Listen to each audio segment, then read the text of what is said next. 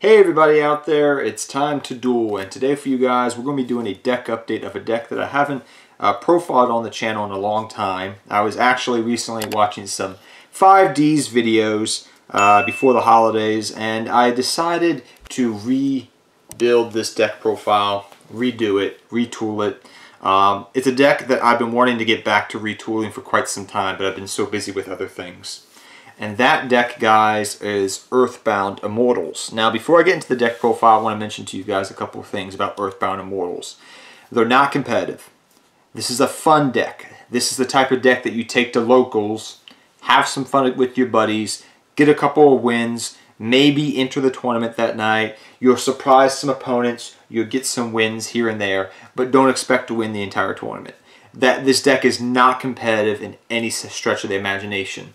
Hopefully one day we do get support to support the Earthbound Immortals again, but only time will tell. I look forward to that day if that ever happens.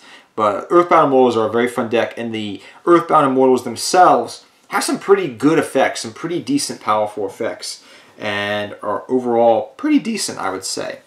But without further ado, let us get into the deck profile. So let me go over the Earthbound Immortals first. We run one Earthbound Immortal Apaki. I can never pronounce these names, so you can hate me for that, but I cannot. Chakachalua, Yuri. I can never pronounce this one to save my life. The lizard one. We have Kusulu, the monkey. And then we have Aselapisku, which we run as a 2 of. So let me go over each one of these briefly about what they do if you've never played Earthbound Immortals or you don't know what they do. The monkey can pretty much have your opponents at life points to some degree. The lizard can blow up the field. Yuri, the spider, can pretty much is sort of like a mini brain control. Chakachalua, he's a burn card. If he's in face-up defense position, he's going to burn your opponent.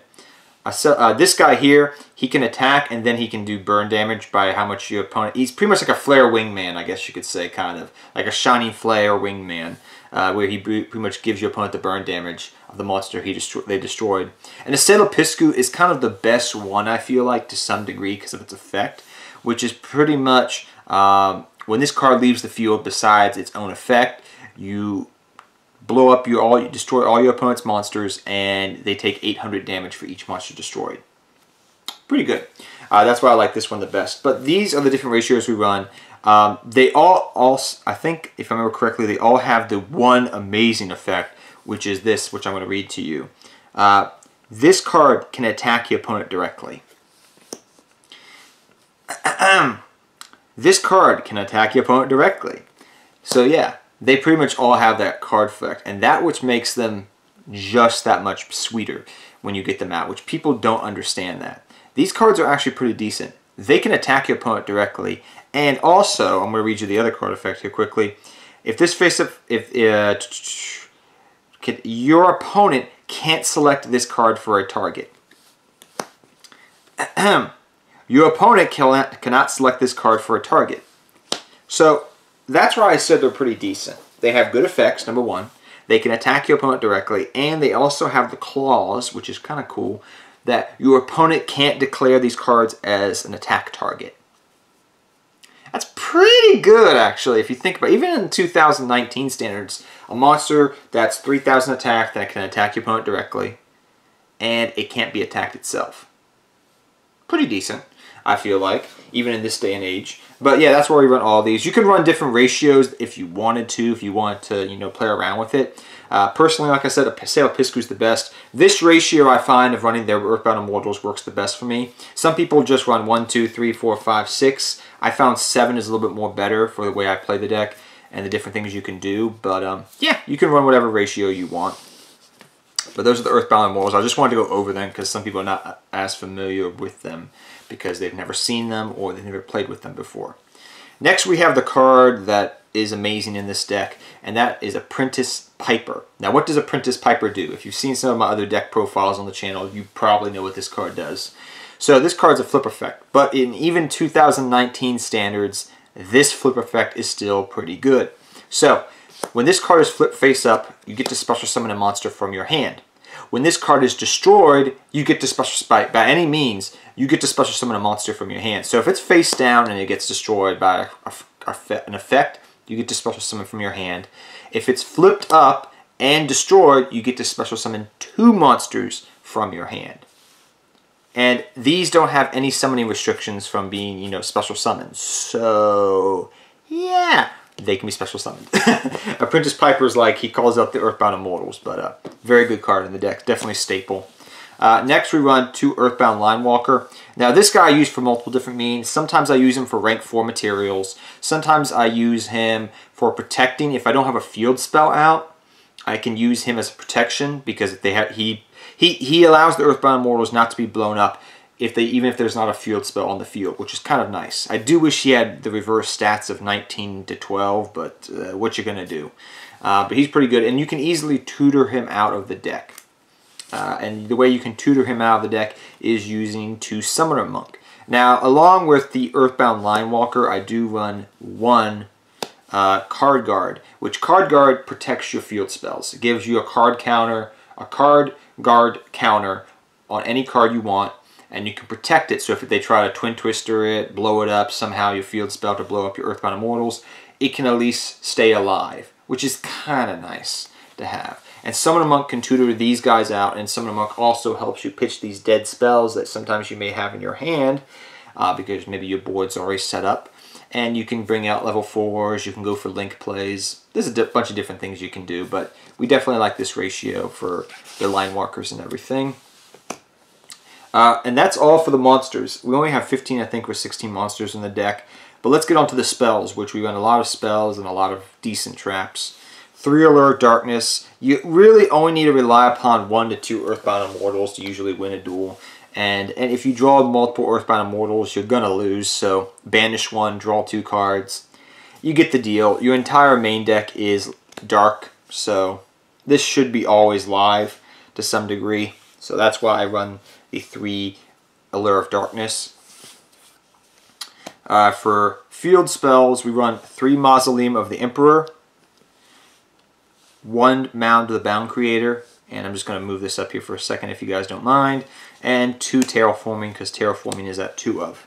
Now you could run, I forget, there's a couple other things you could run. You could run Metamorphosis, the card that special summons the field spell from your deck. You could run that if you really feeling like it, but I like Mausoleum of the Emperor for this deck a lot because you can just pay 2,000 life points and normal summon an Earthbound Immortal of your choosing, which you have in your hand. That works well.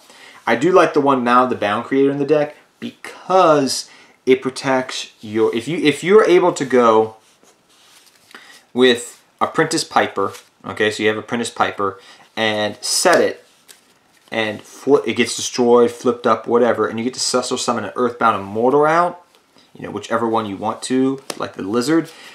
That Earthbound Immortal is also going to have more immunity now because of what Mound of the Bound Creator can do. But Mound of the Bound only is going to work with Apprentice Piper. It's not going to work with, Mausoleum of the Emperor as well. Like, you can't normal summon, an Earthbound Mortal with Mound of the Bound Creator on the field. It's only going to work with this Apprentice Piper combo play. So, that's why I like it as a 1-of, because I can easily be like, oh, I got Terraforming and I got Apprentice Piper in my hand. Okay, set the Piper, search for Mound, activate Mound. Now my monster's going to be protected when I flip up Apprentice Piper when it gets destroyed. So, for that reason, I like the 1 Mound. I wouldn't run more than 4 field spells. You can try different field spells out if you like, but this is the ratio I like for my field spell stuff. You don't want to make the deck so cloggy with field spells because it can really get bricky. I'm hoping that eventually we do get a field spell that is specifically catered to Earthbound Immortals. Maybe one day. For your other spells, 2-Power Duality. Like I said, your main combo plays in the deck are going to be bringing out Earthbound Immortals, which are a normal summon. If you're using Mausoleum of the Emperor, so this works well with that. If you want to do different plays, like maybe go for a bunch of link plays, well, you can pitch Summoner Monk, pitch Power Duality with Summoner Monk. And, usually your best first turn play is going to be Apprentice Piper, set, activate Power Duality, search out for what you need, and pass. like that's going to be happening a lot. So the 2-power dualities works well in this deck for the way it plays. I would not run 3 of it, but the 2 of definitely works in the deck.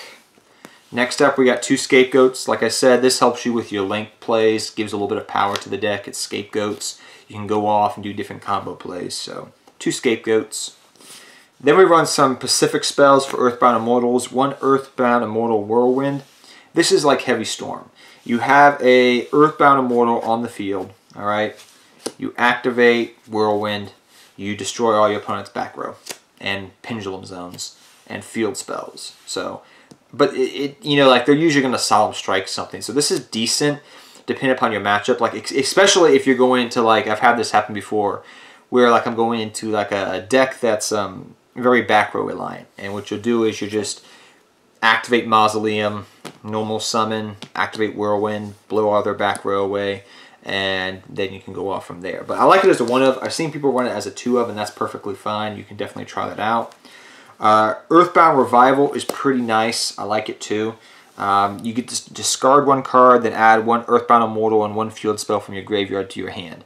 So field spell and Earthbound Immortal helps with combo plays. I like it as a 1 of in the deck. It's good recovery options to have. For your broken cards, Monster Reborn and Soul Charge.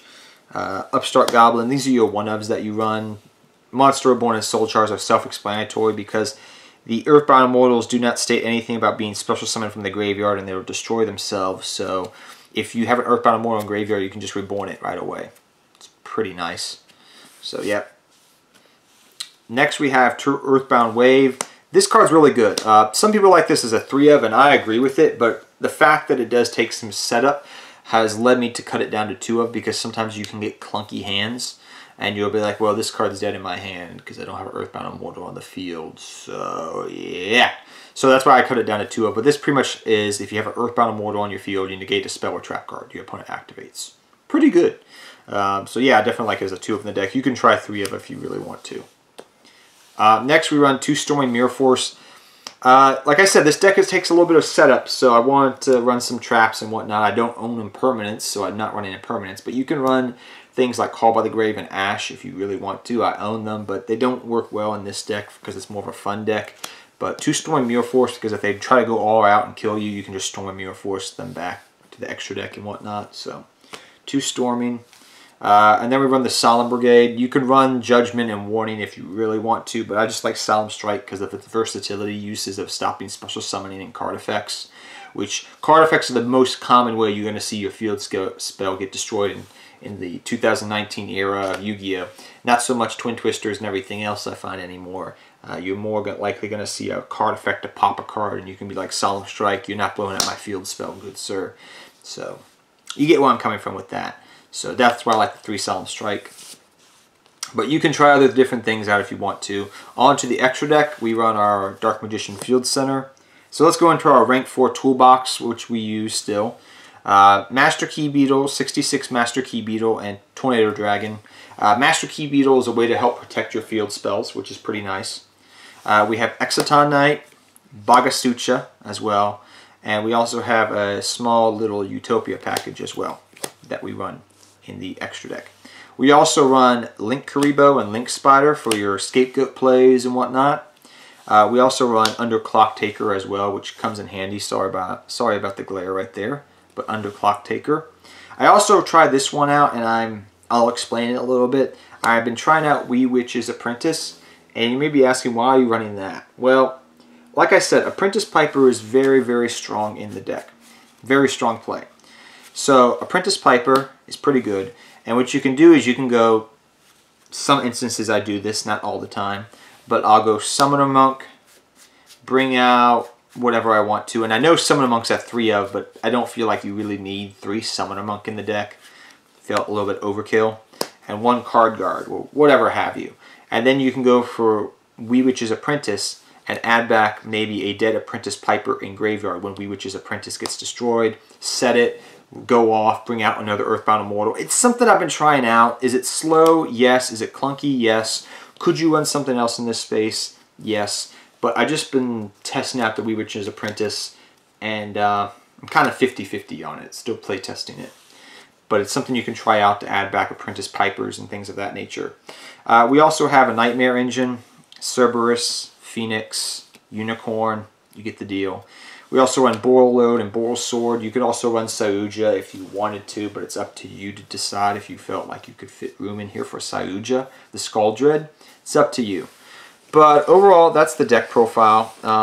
It's a fun deck, like I said. It's not a super competitive deck by any stretch of the imagination whatsoever. It's a fun deck to take against your friends and summon Earthbound Immortals. Like, that's pretty fun, I feel like. So that's why I run it.